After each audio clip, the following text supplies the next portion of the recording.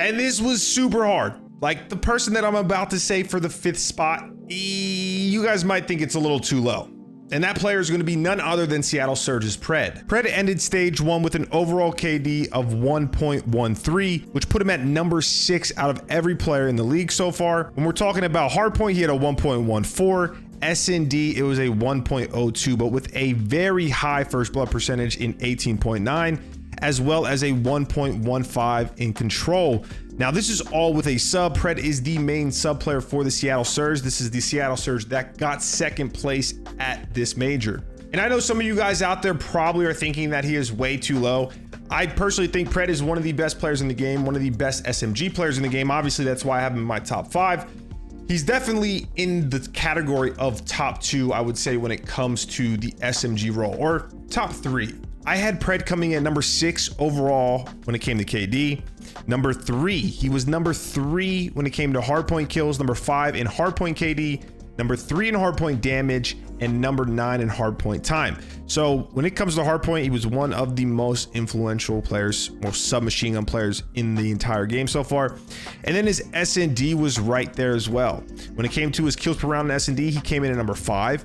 His KD was a little low. Okay, he was 9 out of the 9 players that I had in my top 9, but his first blood percentage was first. And then in control, it was just, pretty much well-rounded. He came in at number 4 for the kills, number 6 for the KD, and number 6 for the damage. So he's basically hovering, when you really look into all those numbers, around that top 5 spot.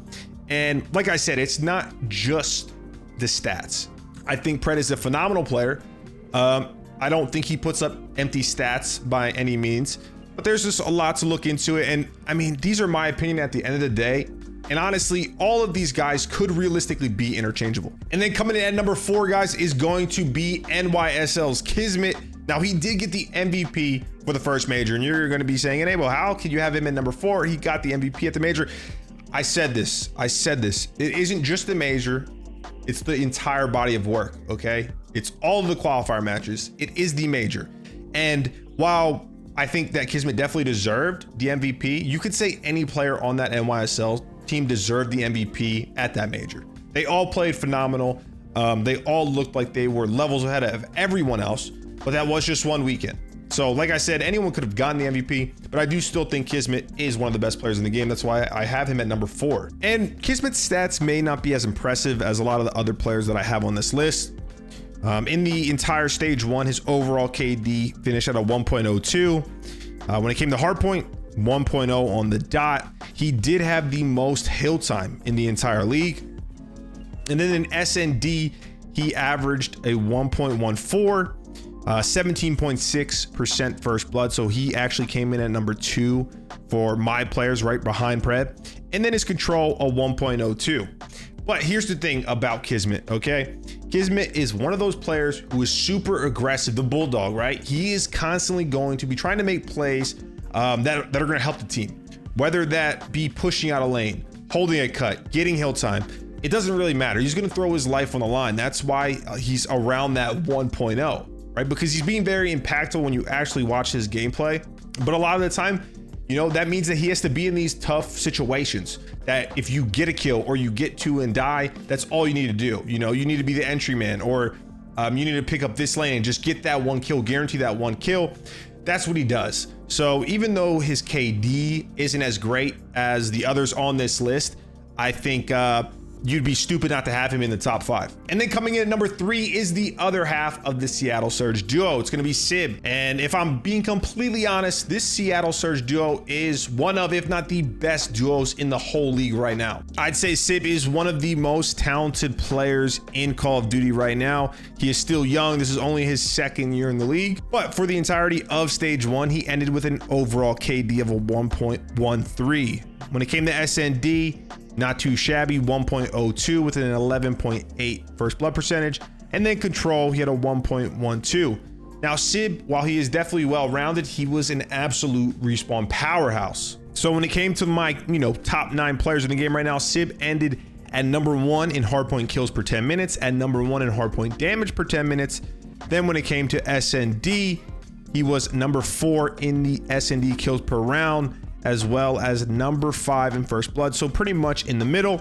But Control, the other respawn mode, he came in at number 2 for kills per control and number 1 for damage. So this guy was literally just constantly putting up insane damage in the respawns for the Seattle Surge, and it's one of the reasons why they made it as far as they did. I mean, if you look at their current record so far, their hardpoint and their control is their bread and butters. They're 12-7 in hardpoint and 7-4 in control.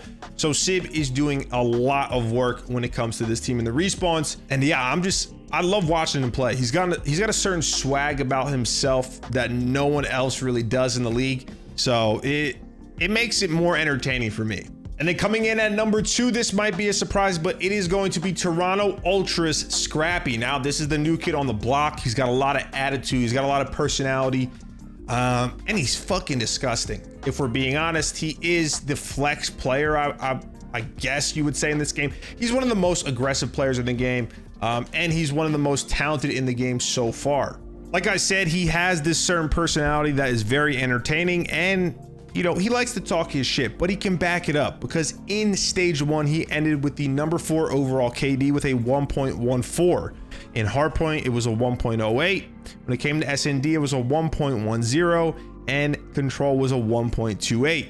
So similarly to Sib and a lot of other players on this list, very well rounded. From top to bottom when it comes to the hardpoint or the respawns in general and SND, Scrappy can do it all. And he basically just absolutely stuffed the scoreboard. When it comes to my top 9 players, he ended at number 4 in hardpoint kills, number 2 in damage, 2 in time, number 3 in SND kills per round, number 4 in SND KD. When it came to control, number 3 in kills, number 1 in KD, and number 3 in damage. So he's just putting up a lot of damage for this Toronto Ultra team, a lot of kills.